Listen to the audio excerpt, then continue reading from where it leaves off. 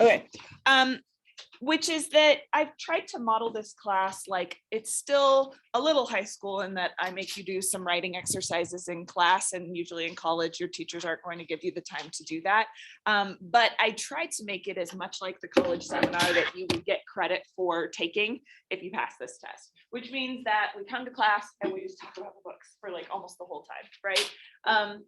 And I haven't emphasized enough that like part of the use of doing that is to get ideas from your classmates and your peers and your teacher, and to use those ideas when it comes time to write your papers about these books.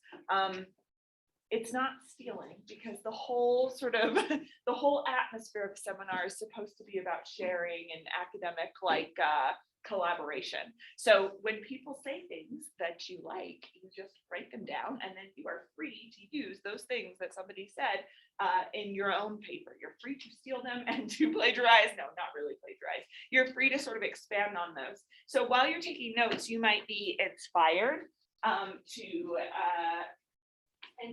certain ideas. You might want to expand on it while they're talking. Like I have a bunch here from last time. Let me show you.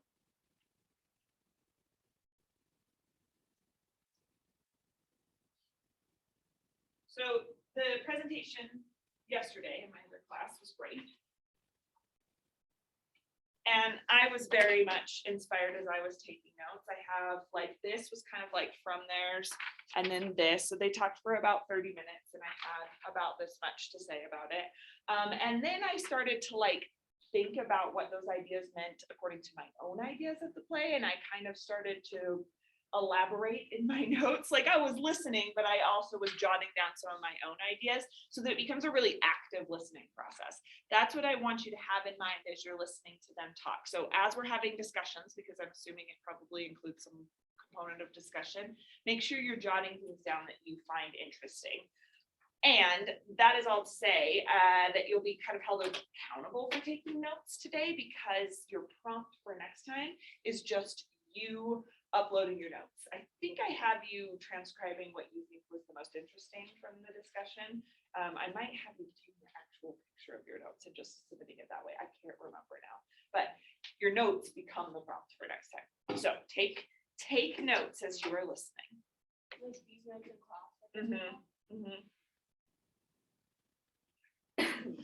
I can't remember if there's another component to it, like tell me about it more or something, but yeah.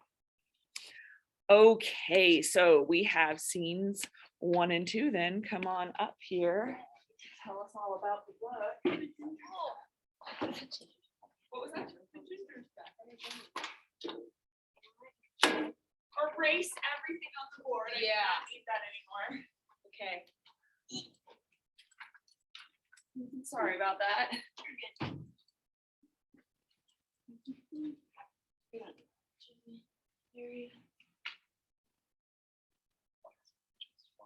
Where? I was like, it drives people crazy. They're always like, there's that one mark and I can't stop looking. Okay, and then this is being recorded for dope. Okay, so we were given the first 2 sections of the book. So this is kind of where we're introduced to the setting and the characters. So kind of to get introduced to the book, we're gonna make our dream cast for the play. We picked 6 characters. We picked Stanley, Stella, Blanche, Eunice, Mitch, and Steve, which is Eunice's husband. So, anyone care who we start with? Oh, let me say this too. You got to be generous with your comments today, because when these people are sitting in the crowd and you're asking them to participate, they might not be happy to participate if you don't participate in theirs. Not wrong. Okay, let's start with an easy one then. We'll start with Stanley.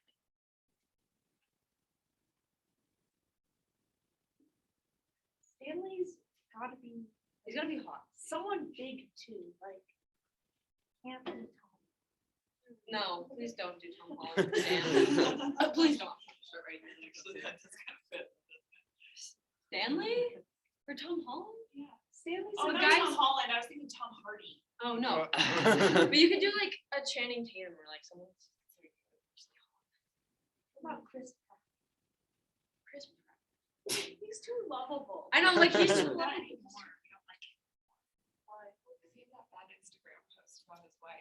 Remember? Oh, see, it fits even better now. because there's some- So the, It was just like, it was for her birthday. Sorry, I'm derailing this. It was for her birthday and he made it just like all about him. It was just like, she does so many things for me. I love her. And people were very upset about it. He's a celebrity. They're going to be something. just a little bit. See, it's perfect. Okay. Chris Pratt. We're going Chris Pratt. Yeah. Okay. Okay. Stella next, I guess. Any objections? Okay, Emma Stone it is. He's pretty. Stella deserves. Blanche has gotta be like older. She's gonna be a ditzy blonde. My grandma. There was a Woody Allen movie that was kind of a remake of this that had Kate Blanchett. Wait, Portia de Ross would also be a good. Which one is she? Ellen's wife. I just know her from Arrested Development mainly. She's very much like. The ditzy blonde. What about just I mean, That would be a much different. a very different interpretation. But it could work. So who are we doing?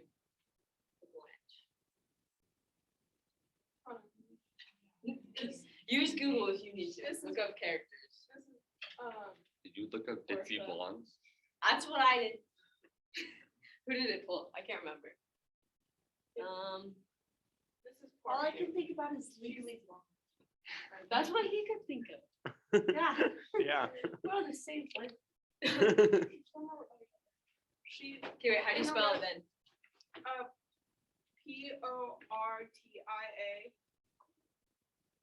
Lowercase d e.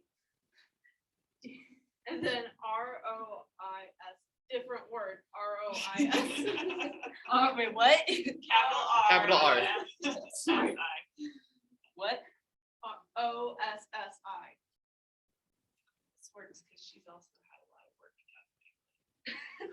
work. Okay, units It's really wild. are weird neighbor. That's L. She's gotta.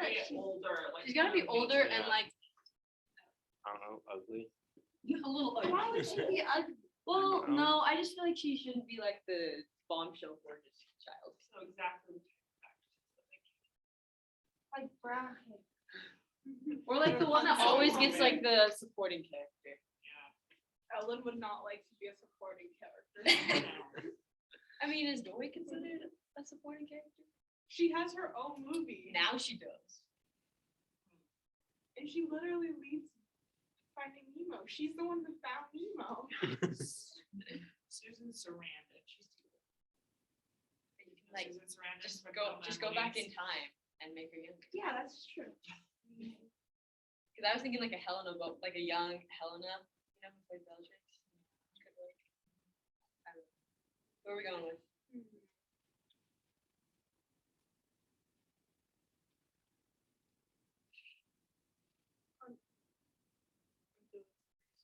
Go for it. If anyone has any for Mitch or Steve, just yell them out.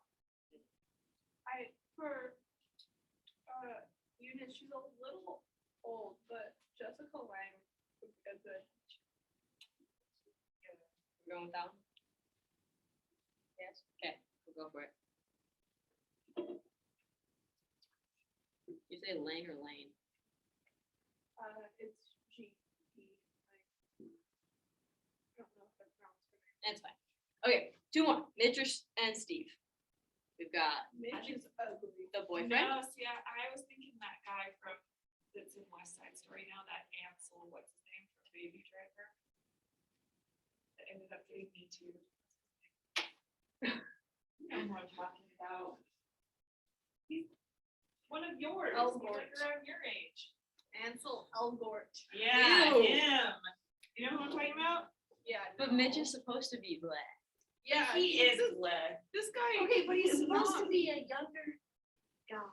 But for Mitch, it works. No, it He's doesn't. younger. Look at him. But he's like, I imagine Mitch ugly uglier than this. Okay. But Blanche has to see some appeal in him. I imagined him as like the bad. Blanche like the 17-year-old. I don't think You're she not cares too much. baby face. That's true. If we got someone as old as Portia de Rossi. Yeah, you got options. Steve's gonna be hard. No, Mitch always reminds me like he wears like a leather and have Oh, emotions. who are some of the Crystal characters Leah. from the Outsiders? Oh. You know what I'm talking about? That dude, Outsiders. he'd Okay, be a I'll good look up the outsiders. yeah.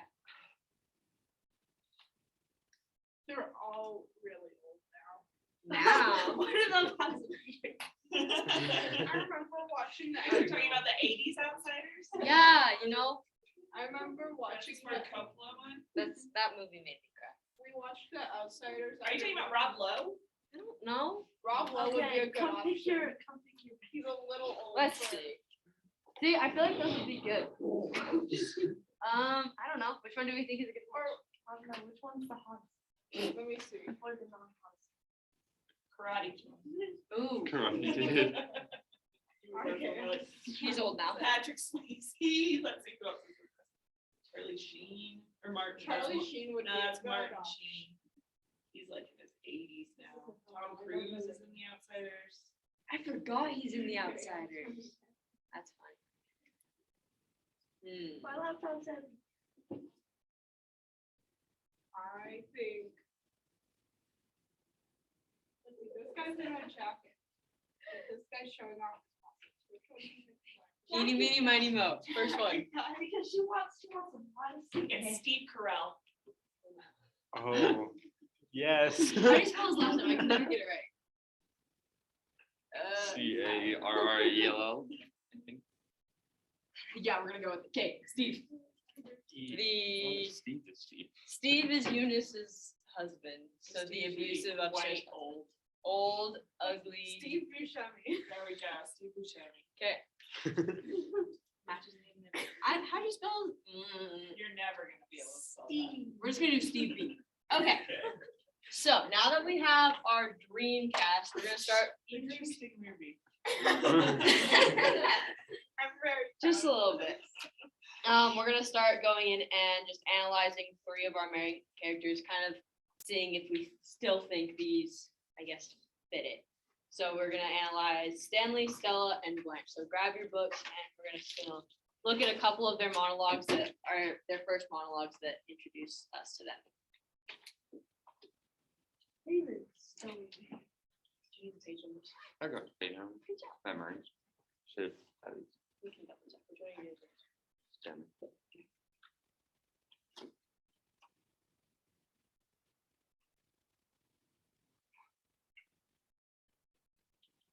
Okay, so everyone have their books. Okay, we're gonna start on page 34, right at the top.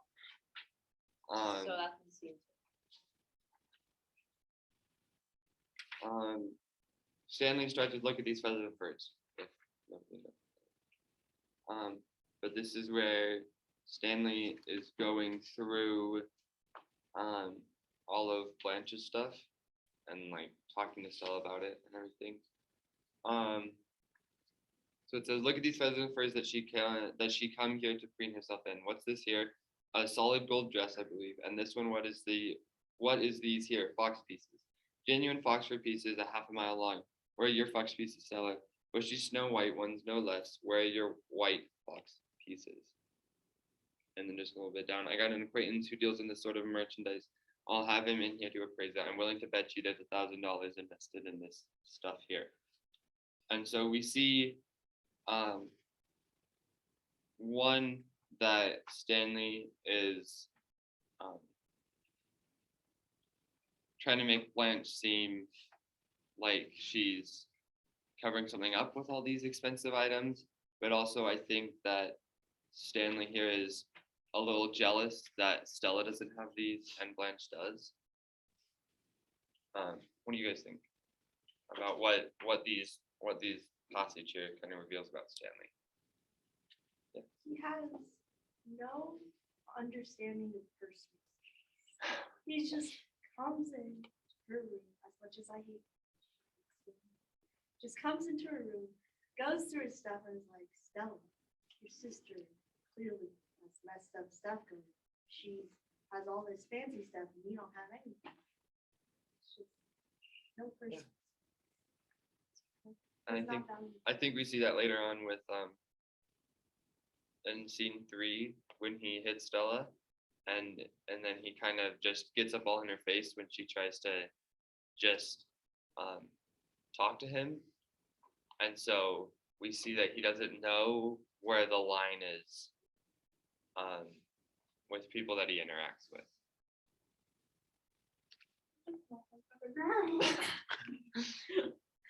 No, I don't believe you. Actually, he's very much like the other boys. That is really interesting to me, the invasion of personal space, when you look at all the verbs associated with him in the descriptions. I don't know why he's blowing on them. Like, that seems like even more of an invasion of personal space, if he's literally just blowing on her clothes. And then a little bit down, it's like he hurls the first of David, he jerks open the small door in the trunk, and he pulls up a fistful of costume jewelry. Like, everything is just very self-assured and it's very physical, and he doesn't seem to be considering the fact that it's not his stuff.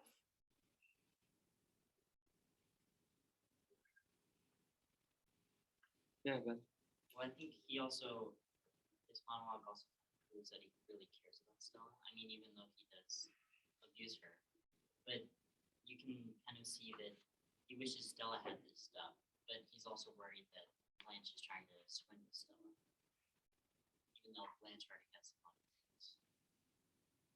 Then we get into the question of, is that because he cares about Stella or because he cares about his reputation? Because if his wife is swindled, then it looks bad on him. And if his wife doesn't have this nice stuff, it looks bad on him, especially back then. Ethan? I mean, I think Stanley only cares about himself, right? Because he's almost playing the victim, right? He's going through a time where he's like, oh, well, have you heard of the Napoleonic Code, right? And he talks about it like 1,000 times. I'm getting screwed over here, right? And it's like he's playing the victim. Like, I'm the one who's getting cheated out, not going through my sister-in-law's. For sure. Sure. Okay. We'll go to his wife next. She's on like page 33 is where she has her first kind of monologue. And it's the one that starts with "There's plenty." So this is also part of when they're going back and forth about Blanche living with them. And she takes a very different perspective. Yeah. Yes, I'm seeing too. Okay. So Stella says there's plenty of time to ask her questions later, but if you do now, she'll go to pieces again. I don't understand what happened to Belle Reeve, but you don't know how ridiculous you are being when you suggest that my sister or I or anyone of our family could have perpetrated a swindle on anyone else.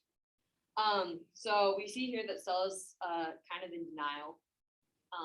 She's kind of hoping the best of her sister and even of her husband. She's like, come on, like you can wait. Like I know you're anxious to know about this because you care about me.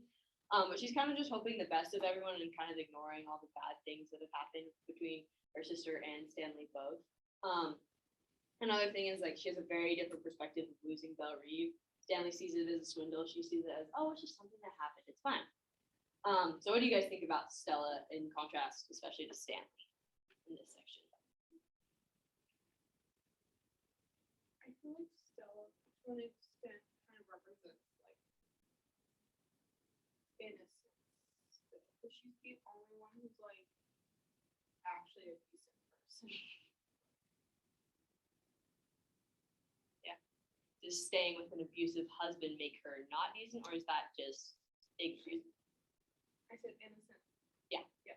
I think she's still innocent. Like, I don't know. Being in an abusive relationship doesn't remove like kind of that. Cause Stella has like that sense of innocence. It's almost like a childlike sense of wonder and like those rose-colored glasses that like she assumes everything. I had Stella for my character sheet, and one of the things that I mentioned on it was Stella is the middle ground character. She's like the mediator between Stanley and Blanche, and she's not She doesn't necessarily want to have them go on in a full-on fight, and so if she tries to pick a side, then that'll like make things worse, at least in her eyes. And so she sided with Stanley. Then now Blanche feels left out, and Stanley feels like this more, I don't know, power over Blanche. But if she sides with Blanche, then Stanley feels betrayed because she chose her sister over him. And so Stella's in this middle ground proving area for most of the play where she can't choose a side without dropping the other character. And I think we see part of that here, that she's saying, she's kind of siding with him, saying, yes, we lost Belle-Reve, but then she's also saying, hey, it's not her fault. And so she's taking this middle ground. I think that this scene and then the scene at the end, when Blanche is like dressed up and just there, I think those two scenes show who Stanley is, right? Because at that point, when she's dressed up, he comes in and he's like, "Oh, you're dressed in like a 50-cent Mardi Gras costume, right?" And he realizes that she doesn't have any money. She's broke. She's kind of crazy, right? But in both situations, he's gonna take advantage of her somehow, right? Try to take advantage of her, right? So I think that just shows, no matter what Stanley's dealing with, he's just looking for himself. Yeah, whether or not he thinks that her stuff is worth a lot of money or he thinks her stuff is worth nothing, either way, he's in it for himself. This Stella part where it says time to ask her questions later, I've never noticed that. Like, she throughout the whole book is putting off things. Like, she's procrastinating, making big decisions. Don't tell her about the baby yet. I'll want to do that in my own time. Don't leave the relationship. I'll figure that out later, and so on. And I think not only with this right here, but she did that at the beginning with Blanche, when she was all like, "Oh yeah, I haven't told Stanley that you would come by," and so she just puts off saying all these things, and eventually I think it caught up with her, and she had to make a decision on if to send Blanche with the doctor and to choose Stanley or to try to do something else. And so she lost her sister in a sense because she wasn't able to be as decisive. Yeah, so the last one is Blanche, and so we can go 2 pages. 21 to 22 is like her first like monologue. In scene one. Her first ramble. Yeah. Okay. And it says, so it's the very last one on the page, where it says, "I took the blows." So she says, "I took the blows in my face and my body. All those deaths, the long parade to the graveyard, father, mother, Margaret, that dreadful way so big with it, it couldn't be put in a coffin, but had it to be burned like rubbish. You came from home in time for the funeral, Stella, and funerals are pretty compared to the deaths. Funerals are quiet, but death's not always. Sometimes the breathing is forced, sometimes it rattles, and sometimes they even cry out to you, 'Don't let me go.' Even the old sometimes says, 'Don't let me go,' as if you were able to stop them. But funerals are quiet with pretty flowers. And oh, what a gorgeous boxes they pack them away in. Unless you were at the bed with them when they cry out, 'Hold me,' you'll never suspect there was a struggle for breath and bleeding. You didn't dream it. You didn't dream, but I saw it. Saw. And now you sit there telling me with your eyes that I let the place go. How in the hell do you think all of that sickness and dying was paid for? Death is expensive, Miss Stella, and old cousin Jesse's right after Margaret's here. Why the Grim Reaper had put his tent on our doorstep. Stella, Belle-Reve was his headquarters. Honey, that's how it slipped through my fingers. Which of them left us a fortune? Which of them left a cent of insurance even? Only poor Jessie, 100 paid for her coffin. That was all Stella. And I with my pitiful salary at the school. Yes, excuse me. Sit there and stare at me, thinking I let the place go. I let the place go. Where are you? In the bed with your sick Pollock. No, anybody with your poll up. Okay, so what do you guys think of this passage? What does it show about, well, Blanche? It makes you say, oh my God, shut up. Blanche." Yeah, Grace? I feel like what you said about funerals is a bit for yourself. When she's talking about funerals, she says that they're quiet and they involve like gorgeous boxes and pretty flowers and they're ready compared to death, which is kind of like a performance.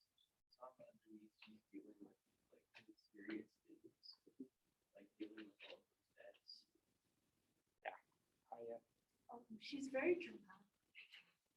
She just describes the funeral. She's like, "We did this, and the gorgeous boxes, and then when Stanley's like accusing her of stuff, well, I guess not accusing her. Stella's just like, where'd the house go? And she's like, well, the house, I lost it. I didn't have a choice. Ethan, you know who I think of when I read this? I think of that lady who played Blanche from the Golden Girls on that show.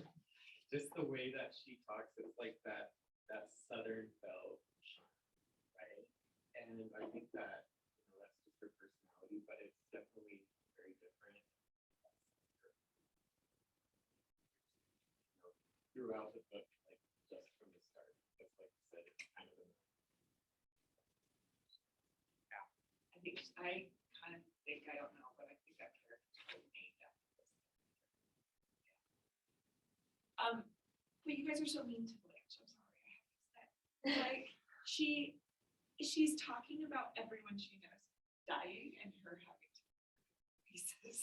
So yeah, she's being overly dramatic, like the I took the blows, right? But the way that she talks about her, Margaret dying and so big with it, it could be Plymouth Rock. I think she's talking about like the body like swelling up, and so that she can't fit into a coffin. So there was some sort of horrible disease that was going on at Belle Reve, and all these people dying around her, and she's just sort of like, oh, now this person is dead, now this person is dead, and I'm having to take care of all of the funerals. So she has some PTSD, I think, that makes her act this way. I Let me think just we, add something real quick. So the fact that she is talking about something that's so tragic and yet we're all annoyed by it kind of says a lot about her character, because a lot of time people talk about death and they'll just be like, oh my gosh, all these people died. And they'll like admit like it was hard, but she's just like, I had to pay for it, and like it's just listening how much of a burden it was rather than how sad she was about it and trying to put on the act like, oh, it didn't affect me like and sad and emotionally. It was just hard financially and like hard like whatever, and focusing more on like the physical hardships rather than her emotional hardships, because I think especially after her first husband's death, like that emotional side of death is a lot harder for her to deal with than the physical aspects. Blanche says a couple times that I've always provided. But I think that she knows that. But I think that the couple of people who actually treat her like respectfully.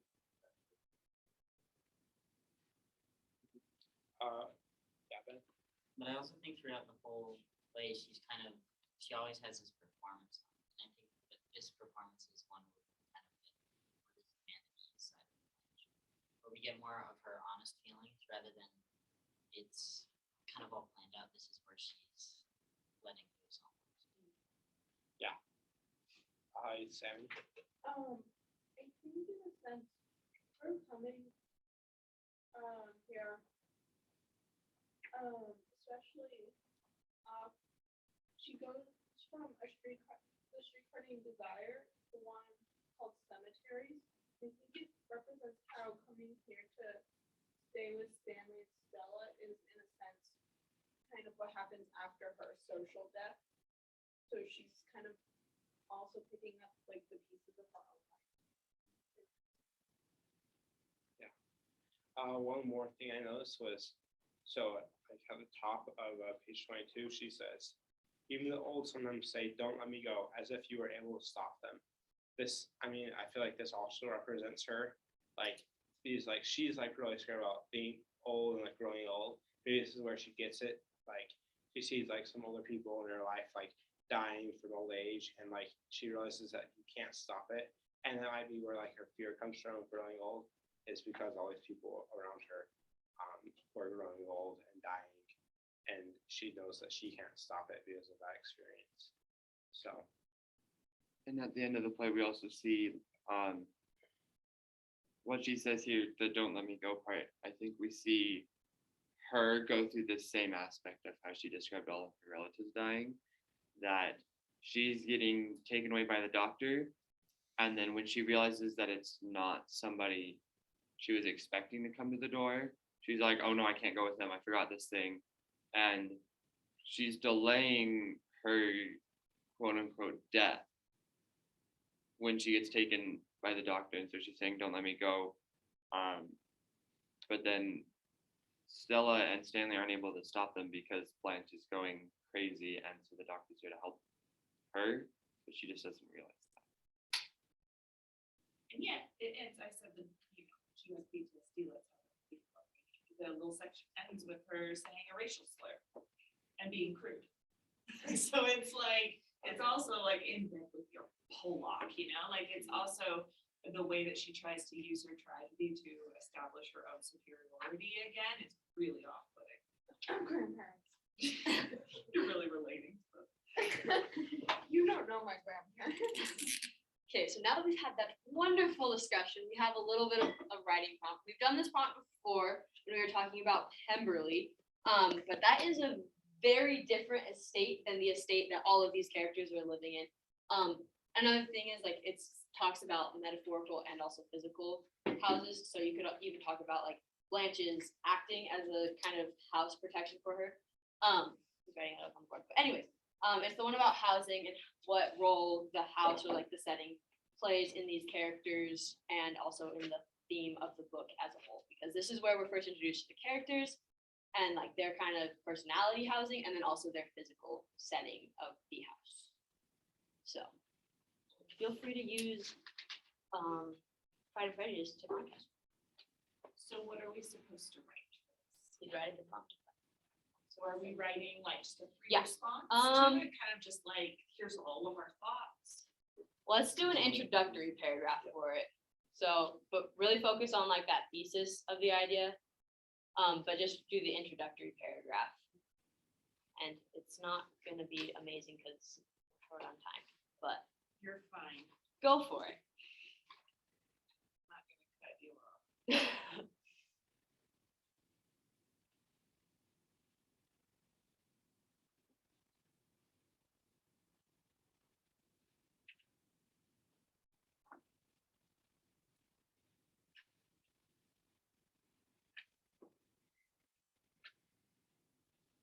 Their desire could also be a form of a house.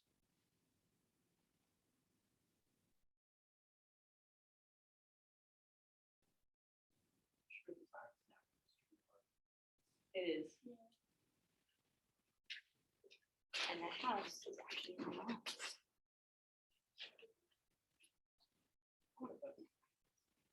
Me too. Can we do a class trip to New Orleans? Yeah, let's do it. Let's do it.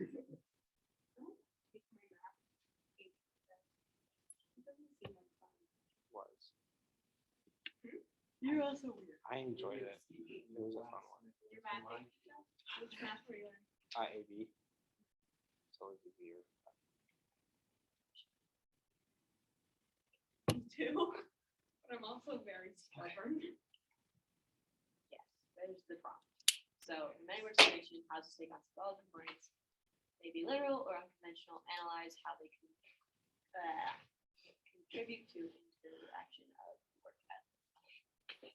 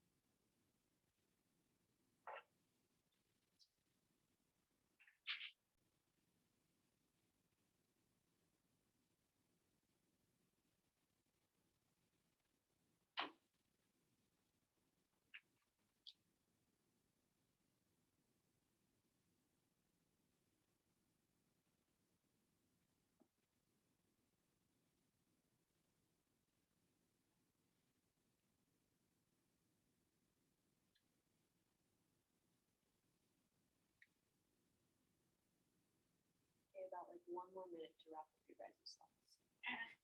And then no more time than that. It's been 5 minutes.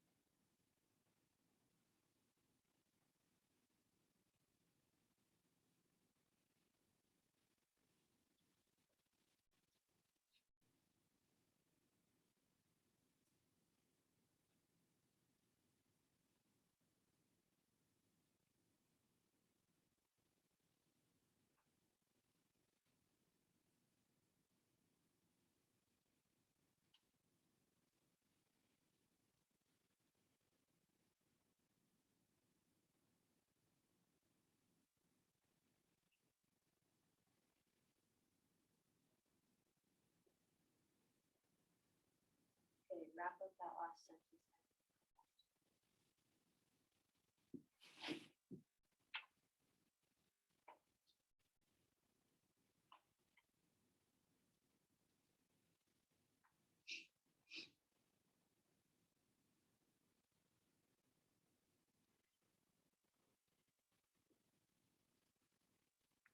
Okay, just because I'm curious, how many people focus on the physical setting of the novel, like the physical house? Okay, did anyone do like the metaphorical houses in this? Which metaphorical house? I did you do? kind of did like the social dynamic between the three of them, like in the same living space. So Okay, kind of like Both. visible. Okay. I see. Anyone else do the like more metaphorical housing, unconventional, I guess? Okay. Anyone want to share just their thesis sentence with us? Home dynamics of the three characters represents how different social standings and opinions affect the characters' attitude. Like how you specify mentally and physically, with the abusive relationships, both physical and emotional abuse. That is a big thing. Let's get two more theses shared. We can call them people. Go for it. I said the dual nature of all the house's attributes emphasizes the differences between the book's characters. Really notice the dual aspects, but I guess, yeah, with like House has two rooms. stories, located on a corner, it's on the street called Levy Fields. So Okay, one more and then we'll be done.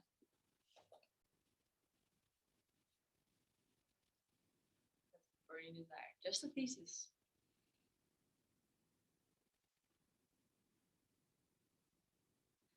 I can share mine. Go for it. So, let's see. So, Glance, so, let's see, so I just wrote about both, what Stella's house and then Belle Reeve and like, so Blanche's move between the two houses represents her social death and loss of social standing in the book.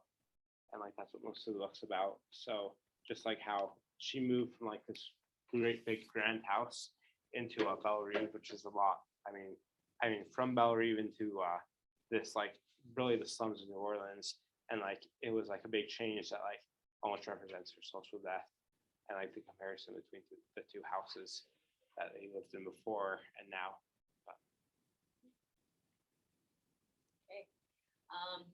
Yeah, so these first two scenes are really just introducing us to characters as a whole and setting up that conflict right from the beginning and even with their conflict setting.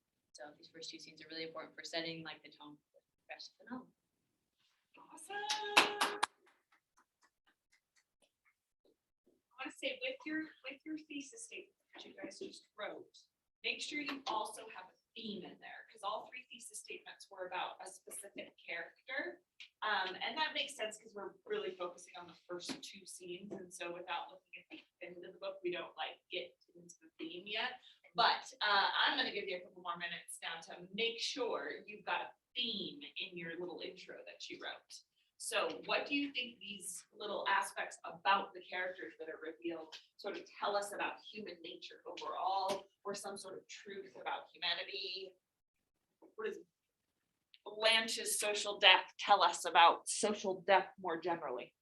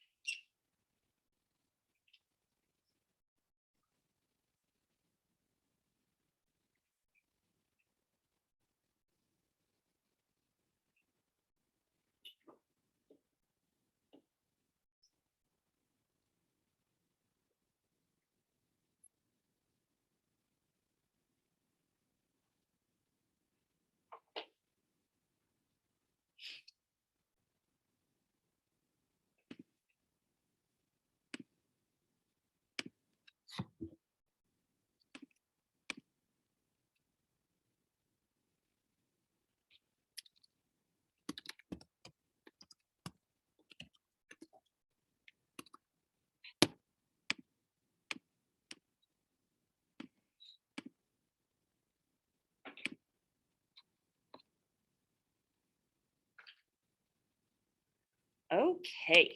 All right. Now, with your groups, I want you to talk more about the difference between Stanley and Blanche, because I thought that that was a really good discussion to build off of. So we looked a little bit later when they are like, when Stanley is like obsessed with being swindled, and he's going through all the stuff and revealing how dumb he is by being like, a solid gold dress. Why don't you have a solid gold dress? Like, very dumb. But I think there are other instances in the play where we can spot some other differences between them as well. So including those differences you already discussed, and looking at other spots, or just having a discussion about the differences that you see between them, I want us to fill in this beautifully drawn Venn diagram. I want us to think about their differences. And then I especially want us to think about their similarities between Stanley and Blanche, because in some ways they're actually quite similar characters, even though they're almost opposites of each other in terms of like presentation.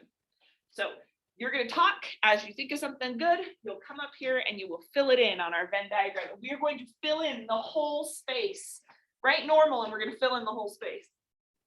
Okay. Okay. Both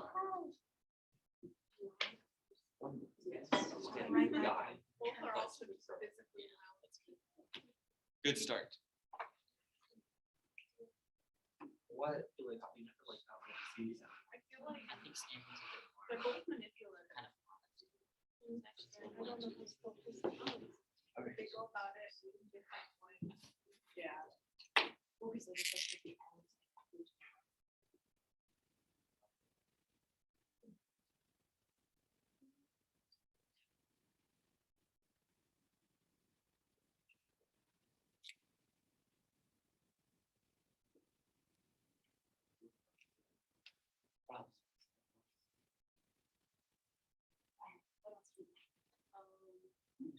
One thing, and I wish to say this, it's very honest, is actually. Neither are pregnant. You see, he loves to tear apart other people's illusions, like with Blanche, Blanche is like obsessed with it. but then at the same time, he was Does that make he sense? abused Yeah. her and like hid it for everyone else.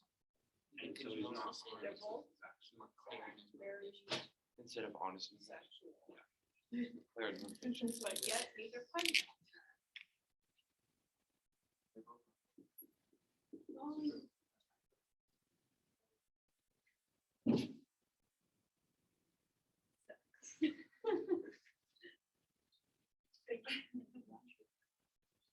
Oh my God.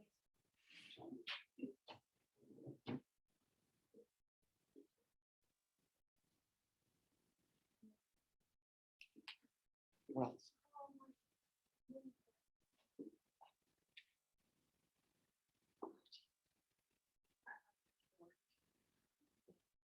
We're like the same time.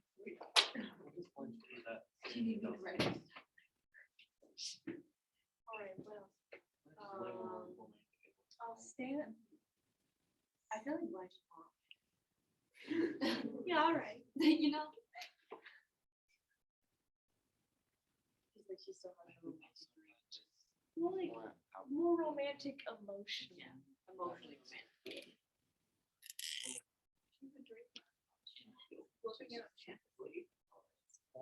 She's known riches before. She's lived at Bellevue. She's always been.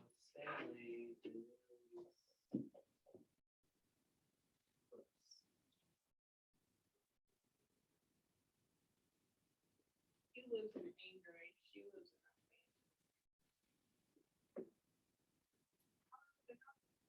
necessarily the opposite. I'm not Stanley's more romantic than Luke. She's had a freak, like, she's been with her. Open That's to true. social interaction? She- Oh, they're both, they've both been married. Or they had a, had slash had a.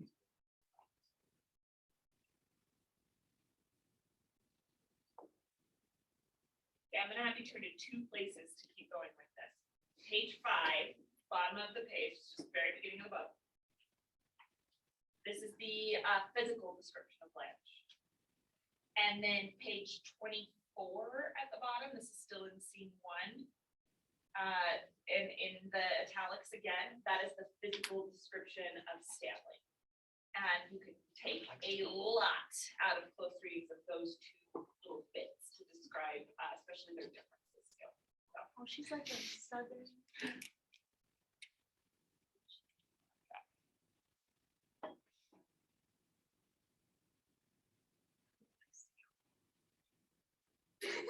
Stanley likes to bowl. Oh, he likes to play poker. That's good, yeah, bowling, old poke, somebody's put poker up there. Off the poker. Blanche is scared of old Mexican women with flowers. Should we write that up? Oh, actually, no, wait, Blanche doesn't know, like, knows death. Stanley seems to be like kind of oblivious to it. Like, he doesn't care. I would like that it says that Blanche is a mom and Stanley is a maid. I like how Stanley is a guy. He is in fact a man. I mean, that's so important in this book, though. Yeah. It's important to put that up there. But that's it. She's like, Oh, Look at the way they dress. Stanley's always kind of like fleecy. Greaser from the outsiders. Huh? The greaser from the outside. Stanley just got done on set from the Outsiders to go film Streetcar. Makes sense. The Outsiders is about the 50s, right? well, he's like big and I think it's famous for well, I guess he's just a big person. He's described as like It says he's of medium height and strongly compactly built. So beefy, I think is a good. big, yeah, Dense. big and bone. Dense in more ways than one. skull. Yeah. Blanche is a little more dainty. Both bends of the skull. Who The has a description wife? uses the word date.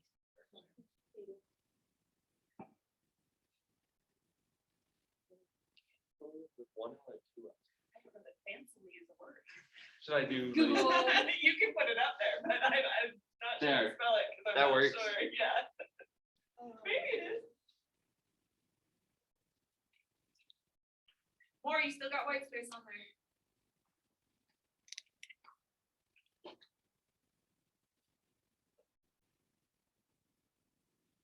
Look at the way it it describes in those descriptions, the way it describes their actions, look at the verbs. Oh, she's horrified by like the house. Oh, and she takes back.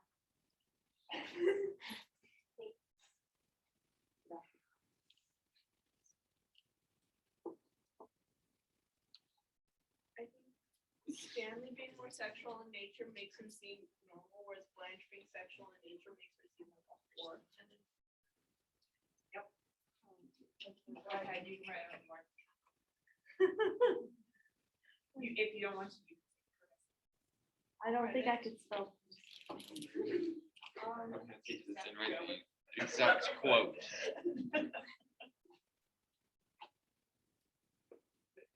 He like a player, she's like a whore. he's not even a player though, because he has one wife. Good point. Oh, He has one loyal. wife, but he wants his wife's sister.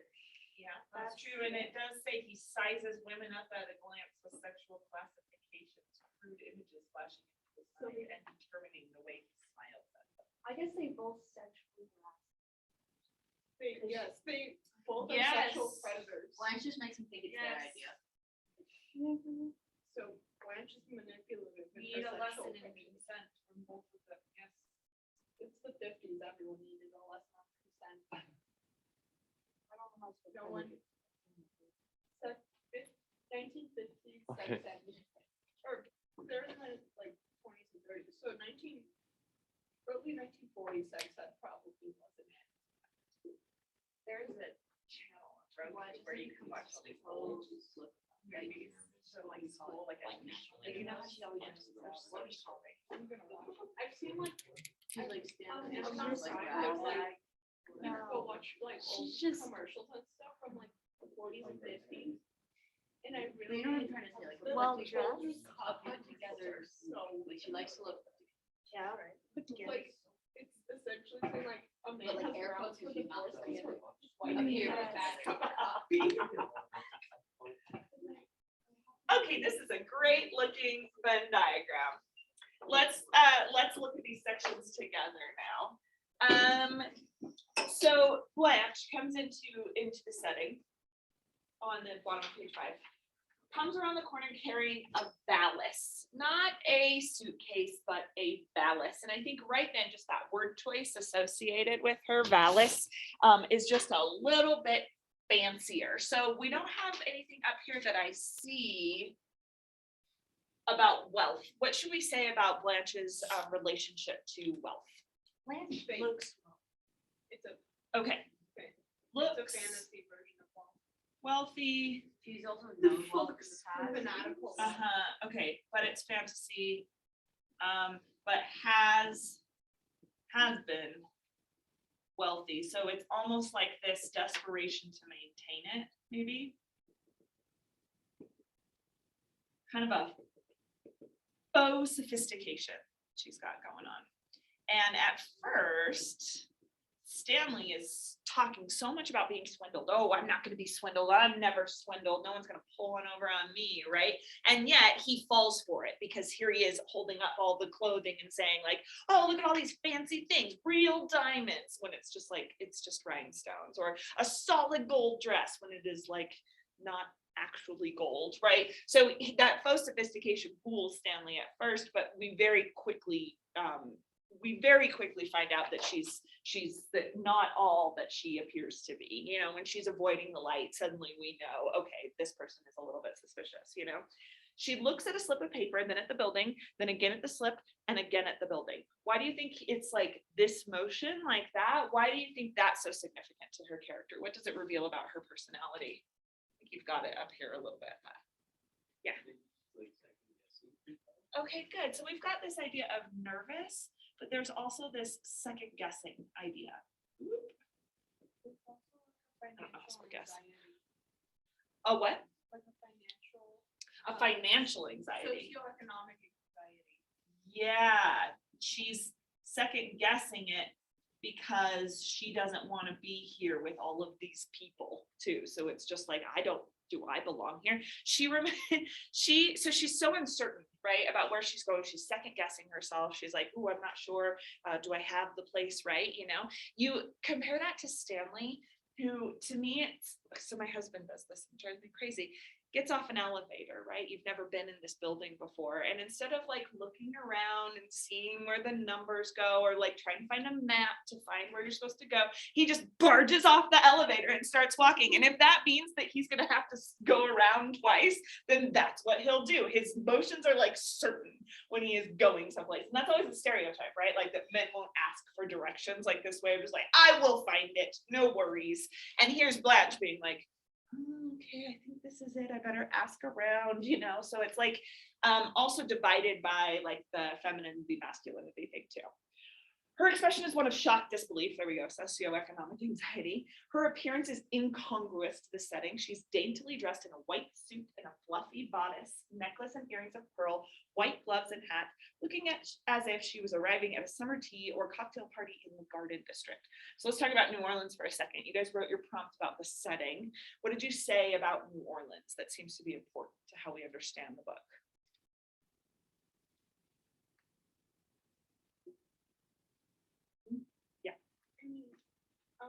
Historically, New Orleans was originally like this kind of trade center, like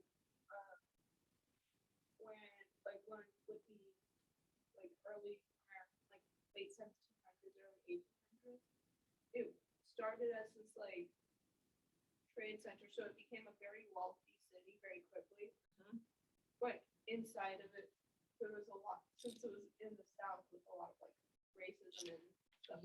It was a city with a lot of slave trade as a part of it, and Yes. so on the outside it looks all nice and cool, but it's very gritty and dark when you actually look inside. Yes, absolutely. So it had, I think, the biggest slave market in the country, right? And so there's this appearance of wealth and decadence and so on. And you look at the buildings and it's all ornately decorated and very French inspired. So lots of art deco type looking stuff. But then sort of you're saying psychologically it's dark and gritty and there's a huge amount of inequality. Like you mentioned, it has French roots, French, right? Which Yeah. is funny because Blanche actually goes back to French, so Yeah. right? It's Dubois. French. Yeah, Dubois. I don't exactly. speak French, but Yeah. yeah. So that she's always it's Belle Rêve, which is French, right? Stella for star with these French origins. She's always wanting to insist on that European part of her heritage. Yeah. Since it's also a class neighborhood in describe races or whatever. Yes. So you get a lot of I don't know, it's kind of grimy when I think of it because domestic abuse is very prevalent there. Mhm. And there's a bowling alley and there's a bar.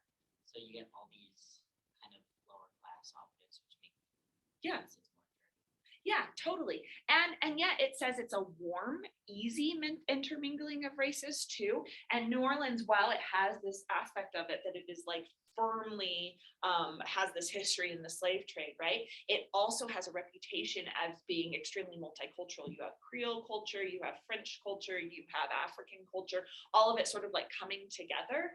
And people living in a lot of neighborhoods next door to each other and sort of being able to have conversations. This is where jazz, started, right? So when it says that Blanche is from the Garden District, has anybody been to New Orleans? So the Garden District is the wealthy area. What? Because band went on tour my freshman year to New Orleans.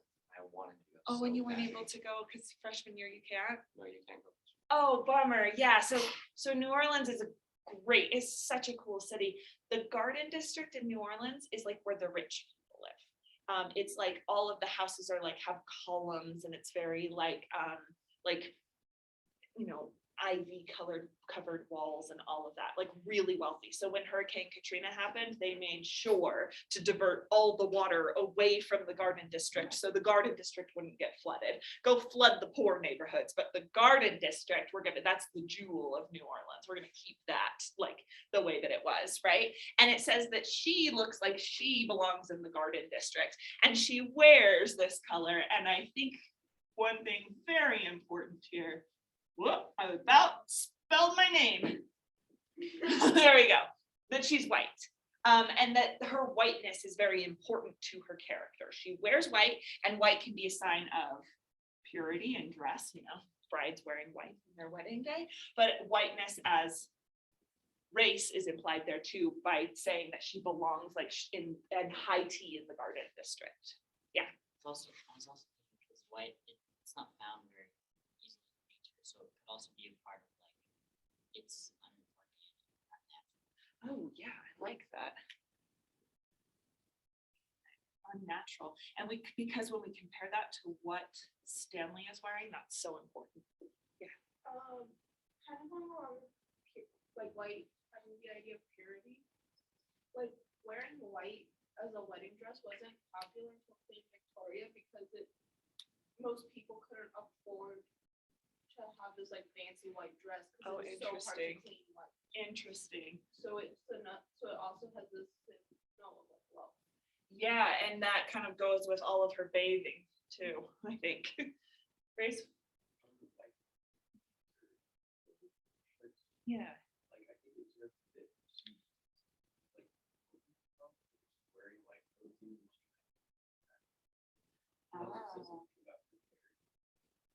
Yeah, that she's like insisting on it. And that was what my thesis was when we did that little writing exercise, was about how her character is not able to adapt very easily because it's built on such a flimsy sort of foundation. So for her to wear white, it's like she's not adapting to the situation that she is now in. There's also when we talked about like the wealth of New Orleans, like that it started as this super wealthy city. At this point, the South has fallen and New Orleans has a much different feel to it than it did at the height of the slave trade, right? And so here you have what in the beginning it talks about being almost like a romantic decay. Like it talks about how kind of beautiful the decay is of the city, but here she comes in trying to be like completely put together and like Ray said, like this really impractical outfit that's hard to clean, and she's not going to like participate in the beauty of intermingling and decay and all of that. It's a particular kind of romance that she has. And then it says that she is like a moth. All right, tell me about moths. Whenever we run into a metaphor like this, it's so good to think about the physical qualities. Yeah. I think that Blanche reminds me most of the Bombyx mori, which is the silkworm moth. So Interesting. that's a white and fluffy moth that doesn't do very much. It's virtually useless because the only part of it that's worth anything is like the worm, because that's the part that produces silk. Interesting. So it's like they used to have worth and now they don't anymore. They're attracted to light. And that's interesting because they used to have worth in their youth, Yeah. right? In their larval stage. And the name also references death, which is cool. So cool. I wish that that's what he had actually said. That like he actually used that term, you know, I but mean, it's like the classic moth look. is it? Okay. Okay, awesome. That's awesome. What else about moths should we say? Right? I don't know, it seems because they eat those. The picture you see next to it, it's like natural, like, Oh, interesting. Yeah, I like that. Lots of times people will be like, oh, look, it's a butterfly. And then they'll be like, oh, wait, it's a moth. So it's kind of like gives off like from far away that false front. Worse than a butterfly and sort of like misidentified. And then Sammy, you said they're attracted to light. That's interesting because she is so avoidant of light, right? So why do you think he would use that descriptor if she's always like wanting to the light of youth? Okay, okay. Now let's compare this to that description of what was the Latin term for it? Bombyx mori. That's so cool. Go to page 25 now. Let's look at Stanley. Now we really understand Blanche. Here's Stanley. Stanley throws the screen door of the kitchen open and comes in. He is of medium height, about 5 feet 8 or 9, and strongly, compactly built. Are you surprised that he's of medium height? Were you expecting him to be like really tall and like a presence that way? Or tell me why? Oh, I mean, like, he wasn't gonna like have him as this short little dude. He's like, he's this like, short guy. Okay, so yeah, we don't want him to be a short king, you know? Yeah. He's do we have medium height up here? Like, he's not gonna be, what's his face? Danny DeVito. Yeah, I he know can't that would be, great. because then it becomes like the domestic abuse becomes more ridiculous, maybe. You know, like, yeah, but But I think he's still short enough that he feels. yeah, exactly. Okay. Has something to prove. Man, height is such a touchy subject for men, right? And so I think like him just being average when he doesn't think of himself as average in any other way is going to be really important. I was thinking he can't be too tall because then it really does seem like he's more to the advantage. Because like right now, I just feel like they're like about the same height, and so they're like should be equal, but he's utilizing other things besides his height to just abuse her. Does that make sense? Yeah, so if there is something about like him being tall, we imagine that he is only physically overpowering Stella, and we think Stella could get out. Like if he's too tall and like, you know, he has like a body like the Rock, Stella can't get out of that situation no matter what, and so we see it more as her staying because she's trapped. But if they're equal in height a little bit, then maybe it's not all physical that is keeping Stella there. Yeah. Okay, good. So he's compact. He's got muscles. Animal joy in his being is implicit in all of his movements and attitudes. So I just want to put joy up here. He is happy. He's a joyful person. He's joyful. Since earliest manhood, the center of his life has been pleasure with women, the giving and taking of it, not with weak indulgence dependently, but with the power and pride of a richly feathered male bird among hens. So if Blanche is a moth, he is a richly feathered male bird. He's a peacock. Oh, it is? It's small quotes right there. Right there. Okay, well, it's almost done anyway, so there we go. Good job. All right, richly feathered male bird. So what do we know about richly feathered male birds? We've got peacock. Yeah, I mean, like, isn't Birds that of true of all paradise. birds? That the males are the beautiful ones? Like birds of paradise are that way, peacocks, roosters, mallards, like they're the ones that are colorful, and they have to have the colorful qualities in order to attract mates, right? That's the point of birds. That's the point of birds. That's the point of like them being like beautiful. And then like the regular, like the girl peacock is just like brown and like totally unimpressive. So what does that tell us about him? I mean, it's kind of symbolism. Stella originally fell for him just because he was hot, not like a personality. Hottie. All right. The Y or IE? I think IE. All right. What else about him? Maybe a richly feathered male.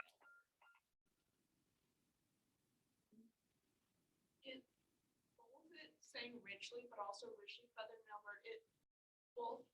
So it kind of makes him feel like evil, but the use of richly kind of feels like compensation because he's always referred to as like a Polak. And the big thing about like the reason Polish people were kind of like down upon was at the time was because they were seen as like poor. Yes.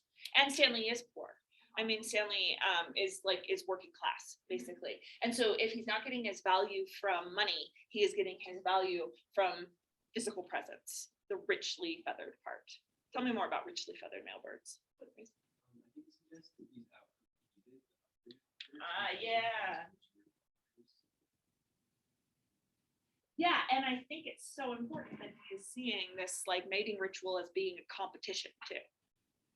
But also using richly, it makes me think of like an eagle, which is America to again go against him.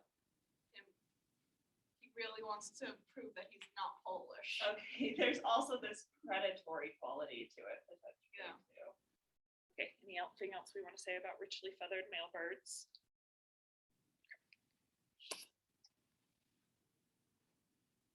So branching out from this complete and satisfying center are all the auxiliary channels of his life, such as his hardiness with men, his appreciation of rough humor, his love of good drink and food and games, his car, his radio, everything that is his, that bears his emblem of the gaudy seafarer. He sizes women up at a glance with sexual classifications, crude images flashing into his mind and determining the way he smiles at him. Is there anything else then that we want to add about Stanley over here?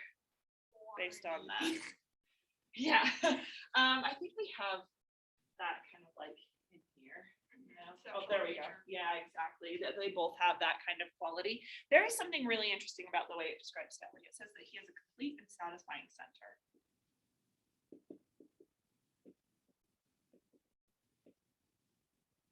What does that mean, to have a complete and satisfying center? Does anyone feel like they have a complete, satisfying center? I don't know, Remy. I think maybe, I don't know, just thinking about like high schoolers, they don't know what they're gonna do in life. And Yeah. They don't know what life entails for them. But in this case, I think maybe Stanley does know these things, and so if it's not truly, he feels satisfied and he's truly complete with how life is, but he knows where he's going with it. And he knows what he's gonna do. Okay, great point. So it's like knowledge of movement and a kind of like confidence and a surety in himself.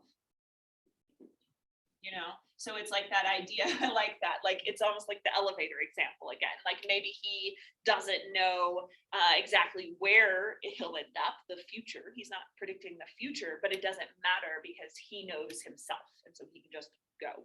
Kind of going based off of what Roman said, he, compared to Blanche, who has more of like an anxiety about the future. Yeah. He's more like certain and like in the moment. Certainty and in the moment. Yeah, and then it talks about how he has all these branches that come off of who this is, you know, like his love of food, his love of alcohol, his love of his friends, his love of women, and it all kind of like fits with how he has explained himself to himself. So this idea of having a complete and satisfying center, it's like he doesn't see any contradictions in himself or any hypocrisy within himself.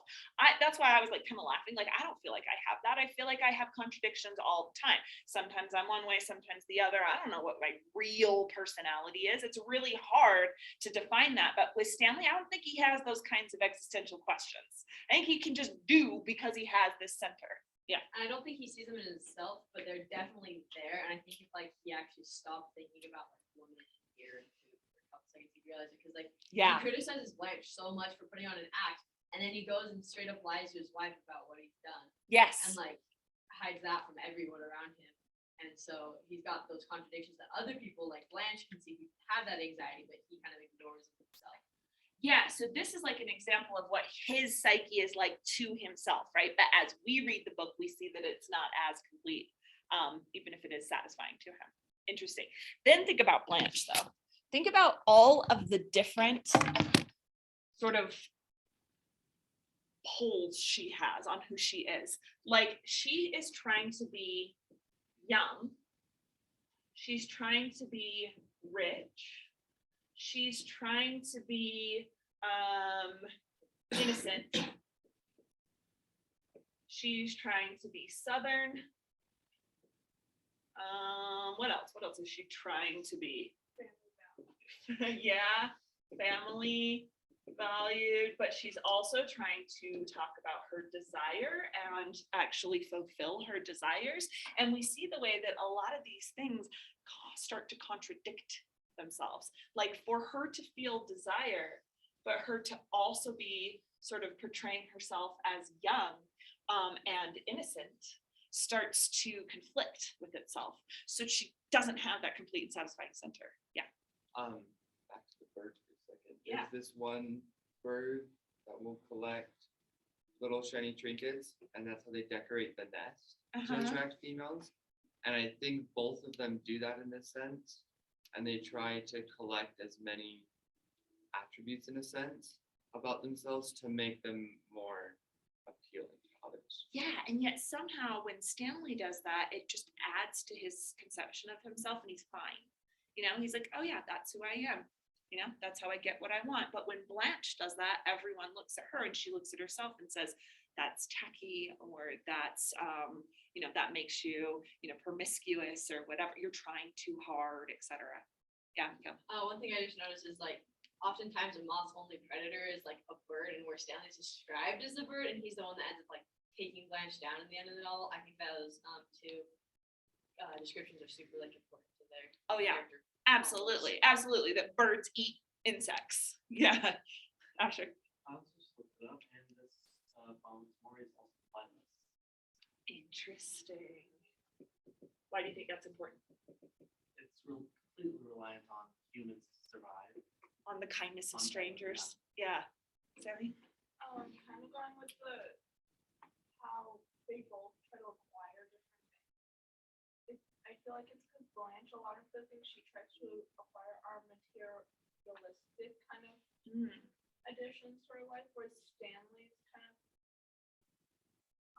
the things he tries to add to his life are in a sense more like emotional, like he's trying, like even though he likes both of them, like having, like even though for Stanley it's like he likes having friends, or he enjoys the company of men, and so does Blanche.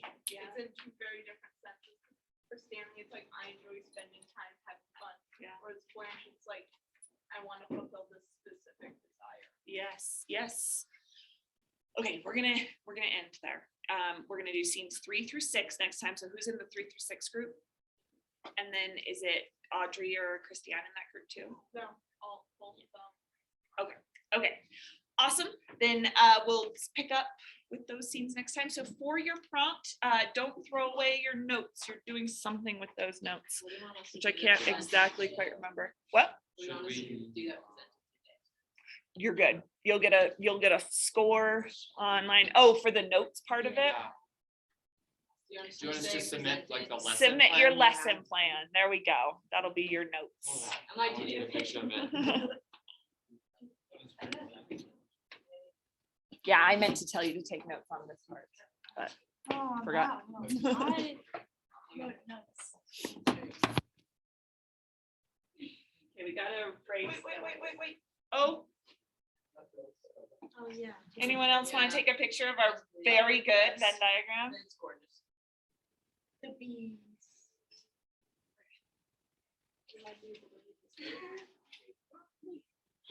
Because I don't want the next class to see this out of context. That's so funny. Yeah. Leave it just You so should that- just Oh, leave it just to see. Just to see, just to see. No. Look, all sexual predators. She likes to bathe. Oh my gosh. I actually think one time, what year is that, junior year, something was left on the board like this out of context. I was like, crap. Really? Some sort of crazy spoiler. And it's actually a really pretty and cute bird. Thanks, Ian. The Vandra will leave stuff on the whiteboard all the time out of context. Like that we do on our own, and then Larson walks in just like my friend Jacob, not this Jacob, other Jacob,